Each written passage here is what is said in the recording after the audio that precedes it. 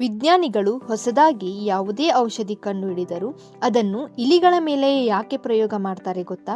ಯಾಕಂದರೆ ಇಲಿಗಳು ಮಾನವರ ದೇಹ ರಚನೆ, ಶಾರೀರಿಕ ಮತ್ತು ಆನುವಂಶಿಕ ಹೋಲಿಕೆಗಳಿಂದ ಮಾನವ ಸಂಶೋಧನೆಗೆ ಉತ್ತಮ ಮಾದರಿಯಾಗಿದೆ ಮತ್ತು ಇವುಗಳು ಬಹಳಷ್ಟು ಚುರುಕಾಗಿದ್ದು ಕಡಿಮೆ ಜೀವನ ಚಕ್ರವನ್ನು ಹೊಂದಿದೆ.